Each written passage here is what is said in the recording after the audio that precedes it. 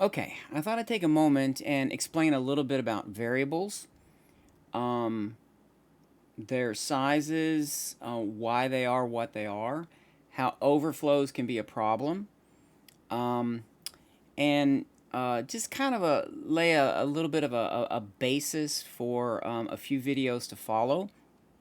Um, this one I'm going to try to explain variable sizes, and just kind of some basic concepts of binary. I know it seems like it's not necessary for modding, but all data that a computer processes, whether it's an instruction or just data, um, is in this. It's kind of in this format or in this form because binary usually means base 2. Okay, so to kind of get started, um, let's go in and let's take a look at the very basically. Let's look at what binary is. So binary means like it's just like binary math is based on the powers of 2 or something that exists in one of two states. So like electricity, computers, transistors, things like that are um, I don't want to say subject, but they're affected by electricity. The old memory, the old DRAM sticks, were actually capacitors. They were caps, and they had to be refreshed. So that actually affected how fast the memory could operate, because part of that cycle had to be keeping those capacitors charged, whereas transistors either stay in an on or off state. So they're much faster. They're going to be the memory is going to have a much faster response time. But anyway, back on to binary. So the smallest component of anything is going to be called a bit, and a bit is either 0 or 1. So there's no electricity or there is electricity. Okay, right? There's no other state. So it consists of one of two states, a binary state. It's either off. Okay, so sometimes you will see 0. Sometimes programmers will say 0 is off and 1 equals on. And that reflects the state of whether a transistor has electricity or does not have electricity. And numbers, registers and numbers, all these things, these registers inside of a CPU, they're like transistors. And they are wired in a way so that they take a certain type of data and produce a certain type of result. Okay, but we'll talk more on that later. Let's just stick to bit. Bit is the lowest, the smallest. Oh man, I don't even know how to put it. Like the smallest component, I guess, of a larger value. The next is going to be nibble, right? Okay, so nibble is 4 bits, which is like 1, 2, 3, 4. Okay, and I guess they have a Y because byte is BYTE, and then a byte equals 8 bits, or 1, 2, 3, 4, 5, 6, 7, 8. Okay, so basically you have this is 1 bit, 2 bit, 3 bits, and 4 bits, and you have in computers you have big and little endian. But we're not going to talk about that right now. So we're going to consider that the rightmost bit is the least significant bit. And this is going to be the least significant bit over here. And the far left is the most significant bit. Okay, so we're going to move all of this. Okay, all right. You got to excuse the cat. I'm keeping my son and his girlfriend's cat, and this thing is driving me nuts. Okay, so the least significant bit means that since it's base 2, think of it like an electronic abacus. So each one of those positions represents a value. So the first is 2 to the power of 0. So it's remember, they can only exist in one of two states, on or off. So this is the 1 position. This is the 2 position. This is the 4 position. And this is the 8 position. Okay? So if you wanted to represent let's say, the value of 3. 3, it doesn't have 8 in it, it doesn't have 4 in it, but it has 2 and it has 1. So this would be a binary representation of 3. A binary representation of 4 would be this, right? Because it doesn't have 8, it's got the value of 4, it doesn't have value of 2 or value of 1. Okay, so that's what it looks like in binary. If you're going to go all the way up to, let's say, a byte, which we will, so let's go up to a byte here. So let's take this out, right? Let's go to a byte equals 8 bits. Bytes, man, oh man. Oh my God. So 1, 2, 3, 4, 5, 6, 7, 8, right? So you have the 1 position, 2, 4, 8. Now here's where this is where it gets interesting. Whoops, there we go. So we have one more, right? So we have a 16 position, a 32 position, and a 128, right? Because this is all the power of 2, and this is 250. I think I want to say 6 or 5. So if you notice, let's make this a tad bit smaller here, so that way it all fits on our screen. Because I know this gets confusing, and I am probably not explaining this the best way possible, but I'm going to put commas in here. So these will represent the positions. Okay. All right. So basically, if you notice, everything gets oh, I'm sorry, my bad. Yeah. This is 64, and this is 128. Yeah, I was going to say that. That's why I kind of confused myself. That's not right. Okay. So this is 128. Okay. So if you notice that every time you go left 1 bit, it doubles.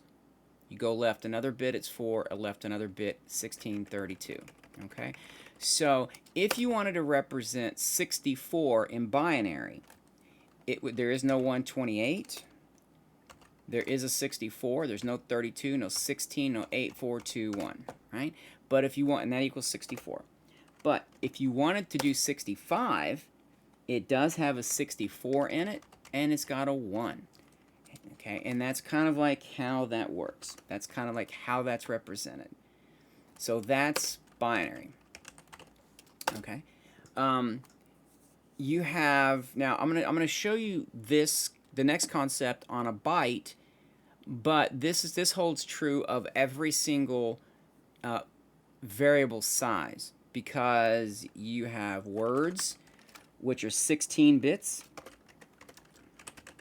Right? You can have a long word, which I think is 32. Or, I'm sorry, yeah, you have a 16-bit word. There's actually a 32-bit word. Okay. And then you have, I think it's a long word, or just what they consider a long, which is, I believe, 64 bits. And you'll hear the term 32-bit computer, 16-bit computer, 64-bit computer, and that's the size of these particular registers. It's how many bits can a register hold at one time, at a given time. Now you can actually do some more complicated math as the numbers get bigger by breaking it down and saying I'm going to combine two 16-bit words into a 32-bit word, but that takes a little bit more keeping track of, so to speak. Okay, so this is talking about bits. Now let me show you an example over here. We're going to go to, I'm going to grab, let's edit the save here. And what we're going to do is we're going to take a look at, this is a game save file. Okay, so you can see, I'm going to highlight this right here. So you can see everything they're showing bytes. So each one of these numbers represents a nibble. So 4 is a nibble and 6 is a nibble. 2 nibbles equals a byte. So these are bytes. Okay? And you can actually see that to the computer, some byte values equal certain types of data. So in this case, it's text. And to illustrate that, let's see.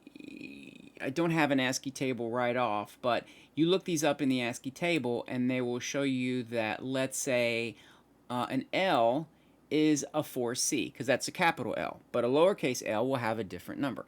So this is this data.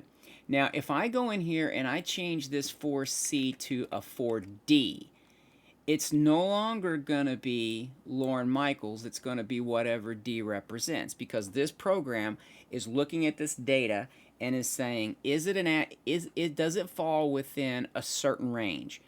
And I know it's somewhere around 32, decimal 32 to about 128, but I believe it goes lower than that. If it does, then it's going to throw up a letter, like a number, a letter, or something like that, like a lowercase letter, uppercase letter, or a number, or a symbol like exclamation point. If not, if it's below or above a certain range, it considers it to be, now it can still throw this up, but this is actually considered to be non-text data.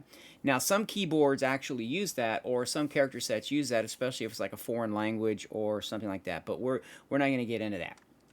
So you can actually see how the game save is comprised of data. So the biggest question is, when you try to look at something like this, is how do I break this apart into bytes? Generally, there is nothing going to be bit. It's going to be on a bit level, a nibble level. It's either going to be bytes, words, long values, things like that. So how do I break this down? Well, if you can look at the text, if we're going to just look at this, we can see that we have FL4 save game. Now, I'm only using this as an example, but I just want to show you this.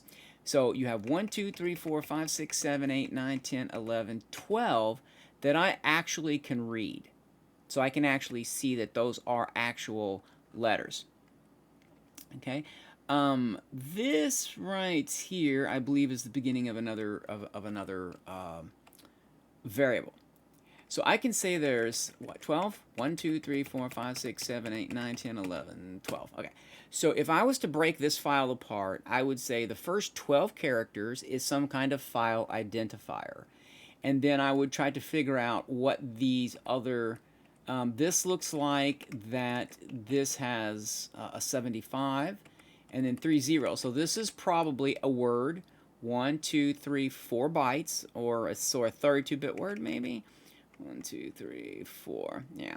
And then same here, 1, 2, 3, 4, and again 1, 2, 3, 4. So that's how you can kind of look at the data and notice that this is formatted in a way where this is the least significant to the most significant.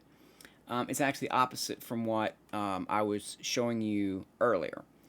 Okay, so this is how this is broken down.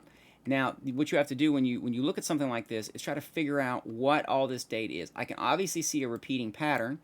So this repeating pattern must be something I can, it's a repeating pattern of some kind. Now, what this is the screenshot data. This is like, I believe it's ARGB or RGBA. I forget the format that it's in. So you have 4 bytes. One of them is a red value between 0 and 255. And you have green, blue, and the other is the alpha channel. And each one of those represents 1 pixel of this image. So that's how I get this image.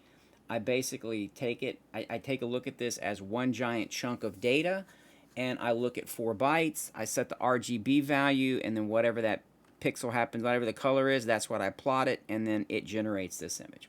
Okay, so that just kind of shows you a little bit of that. But for right now, let's go back to this. So what I want to do is I want to show you binary math. So let's go in here and let's do binary math. So we're going to add 1 to 0. So the answer should be 1, right? This is what the answer should be. It should be 1. And here's how this works. So a 1 plus a 0 equals a 1. A 0 plus a 0 equals a 0. So if you looked at it in decimal, right? So in decimal, that would be 1 plus 0 equals 1, right? See, because you have 1 and 1, and that makes perfect sense. Now, let's do this. So let's change this up. So what happens now when we're adding 1 and 1 together? It should be 2. Well, we know that this is the 1 place, the 2 place, the 4 place, and the 8, right? So this should be the only one that's set on. Remember, because each one of these can only exist as 0 and 1, because they basically represent what's called a transistor. All right, so the way this works is well, we'll do it like this. Let's put these down here real quick. So a 1 plus a 1 equals a 0, but it carries the 1 over to the next bit. So if you notice, if you lay this out again, you have 8, 4, 2, and 1. So this is our 2-bit. So 1 plus 1 equals 2. This is how binary math works. And there's some cool things you can do. Okay, I'll show you some cool things. We're going to do what's called an ASL. It's an arithmetic, shift left. Okay, so it's an ASL. All right, so if we have, let's get a little big thing back here. I know this is definitely not the way to do this by any means. The little tablet thing didn't work out too good. That's why I was like, I don't know if the tablet's going to work. But okay, so let's do this. So we have 1, right? And if we shift it, if we ASL 1, we shift it one place to the left. We're going to ASL it. What we're going to have is all the bits are going to shift this way. So what we're going to wind up with is, we're going to wind up with this. So this one bit here shifted to here. It filled in, the 0 is now in that bit. But you also have, way over here that you don't see, you have what's called an overflow.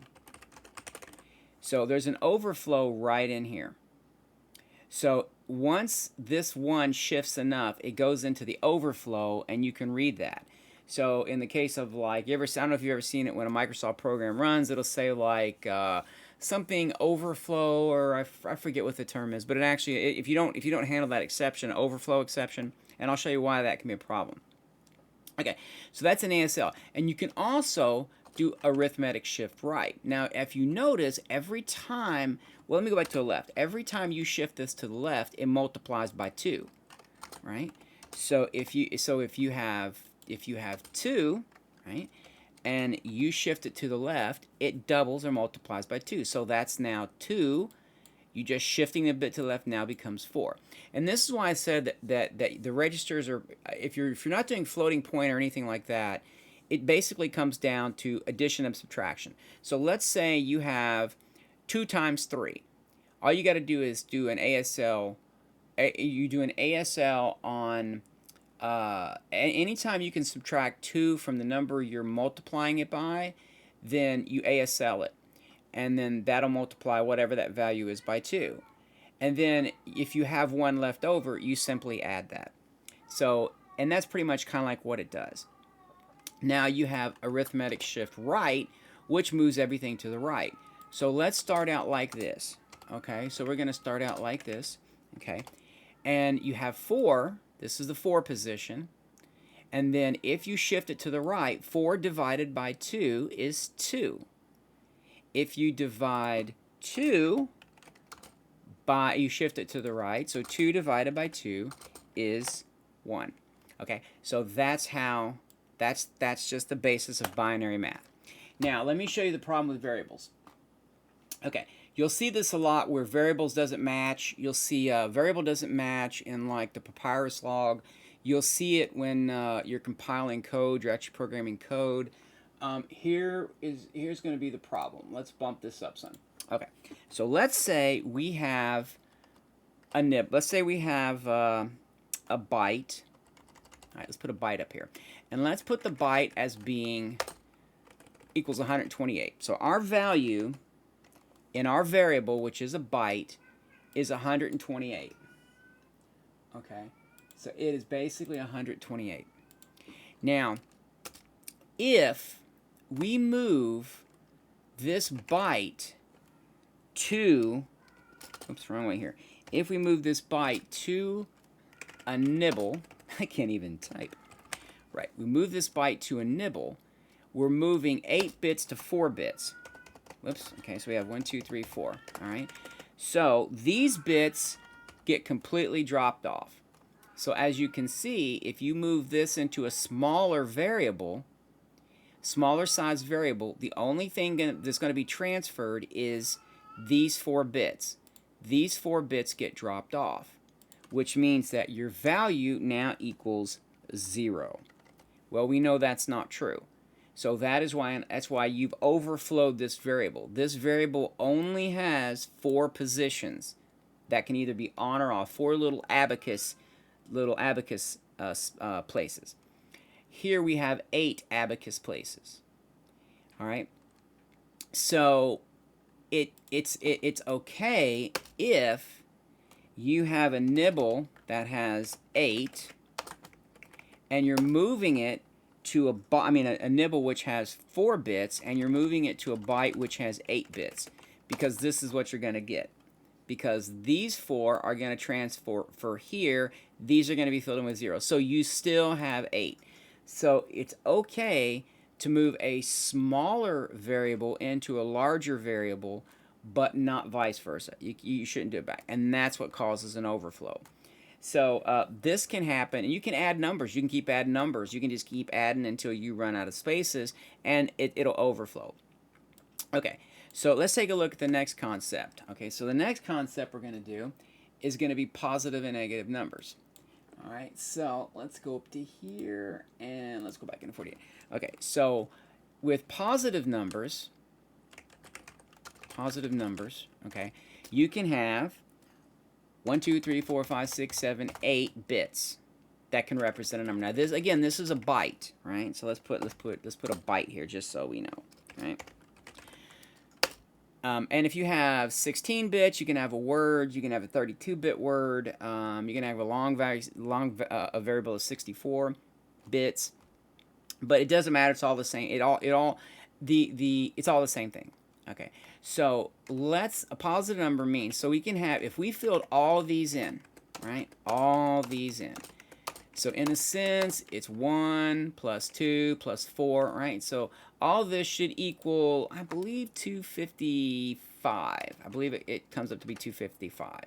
You have 256 possibilities if you account for 0. Remember, they're all off. So you have 255 and then 256, all right? But what happens if you want to make this negative? How are you going to do that? Well, you're going to have to use one of these bits, either on or off, to say this value is either positive or negative. So let's say that it's called a signed value. So a signed value, let's say it's in 8 bits, right? So I have 1, 2, 3, 4, 5, 6, 7, 8. This bit is the sign value. So then you have 1, 2, so the most you can have is 1 plus 2 plus 4 plus 8 plus 16 plus 32 plus 64. Or I believe you can have up to 127. I think it's like 127. Okay. So the most you can have with a signed byte is 127, because if you set this on, 127 now becomes a negative 127. So signed variables can hold less information than unsigned variables. But with unsigned variables, which is what this is up here, this up here is unsigned. Right? So that's unsigned, and then you have signed down here. So with unsigned variables, you can have larger numbers, but you only have positive numbers. Whereas with signed variables, you can have both negative and positive, but the particular you lose your topmost bit. You lose your most significant bit, which in this case is 128. So therefore, we cannot add 128 to this value. So that kind of, and I think this whole thing kind of gives a brief idea of, like, basically how computers work. It's all based on this.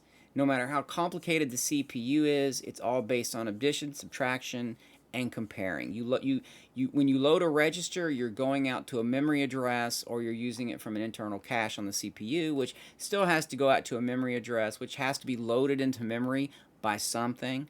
and you have to be able to load that value into a register, and then you have to compare it. So you could say, like, does 1 compare to 1? Yes, it does. And then you have to be, say, if the comparison's true, you have to be able to branch and do things like that. Um, but it basically is kind of that's basically what it does. It's not very complicated, but that should give you a general idea of variables. And you can actually Google variables, variable sizes. You have floating point, which is a little bit different than this. And to kind of get you an idea as to kind of like what types of variables are available. That is why, like I said, that's why when you're looking at the papyrus, it'll say variable doesn't match its type. So they're trying to put in some error checking for potential overflows. Then I don't think, because I don't think they necessarily check to say, okay, you're trying to move a byte into a word, which will fit just fine. They're saying a byte doesn't match a word, so we're going to toss this up and say, okay, hey, this could be a problem. And you've seen where if something overflows in a variable that it's not designed to hold, you're not going to get the proper number, because some of the bits are going to be dropped off the end. So you won't get the proper value. And that's going to point to either a wrong memory address or something, and that's going to cause a problem. So I hope that helps get you started on this kind of stuff. Like I said, my graphic tablet, I was hoping the thing would actually work out better than it did. It was only like 50 bucks. And I thought, I'd give this a shot. So, and when I tried writing on it, it looked worse than when I was in first grade. So I kind of set it aside and thought I would kind of do it this way. But if you guys have any questions on this, just holler, because I'll be glad to answer them if I can. Just to help you guys understand, like I said, from a game save file, which is basically data. They call it serialized data because the data comes one right after another. It can come from different data structures in memory, but it's still one right after another, and that's how you're going to read it in. And it's like a text file. Like, for example, if I saved this as text, but WordPad is going to add its own kind of quote compression to it, so the data won't look the same, and we'll do that kind of stuff later. Like I said, we'll take a look at breaking down game save files and other things to kind of show you how it's done. But if you were to just look at that, let's see, I don't think I have it up right at the moment, but we will bring this up again. So if you take a look at this just here real quickly, you can see that that's all this is. These are just a series of fields, and this field comprised of 8 characters or 8 bytes, and that is the file identifier. And that's true whether it's an ESP. You can look at an ESP and you can see headers in that. BSAs have headers in that. BA2s have headers in that. And they call it the magic, they're like a magic number, a magic value. And that's just something that you can, your programmer application can look at the first so many characters and say, okay, does it say FO4 save game? No, it doesn't. So this game save is not for FO4 because it might say FO3 save game. So it's not for Fallout 4, and therefore it's not even going to show it to you to allow you to even try and load it. And like I say, this is the screenshot data. And then if you notice at the bottom, let's see, is it on this one? We can take a look at, I tell you what, the next video we'll take a look at a texture file, and I'll show you, I'll give you an example of that, and then show you kind of like how some of that breaks down, or how I broke it down.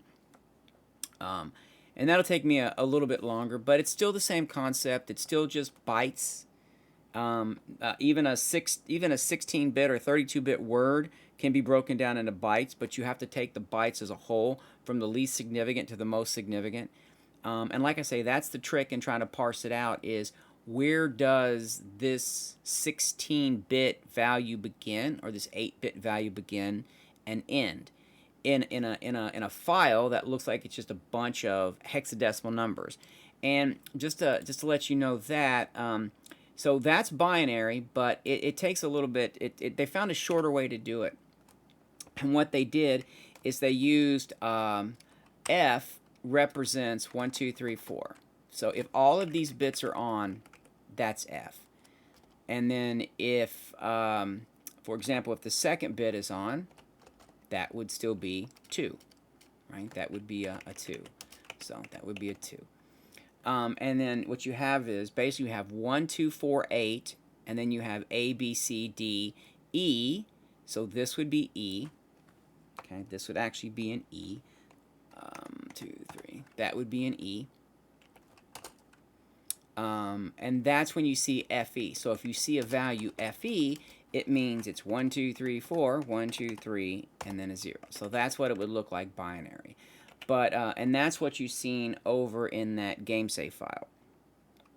Okay, so I hope that helps get you started. I know it's I'm not really great at trying to encompass all of this at one time. I'm actually better able to kind of answer questions that are direct. That's kind of like the way I apply my problem solving skills. But I hope this helps to give you an idea about variables, about bits, how numbers are represented. So if you look at a GameSafe file, you'll know those are bytes.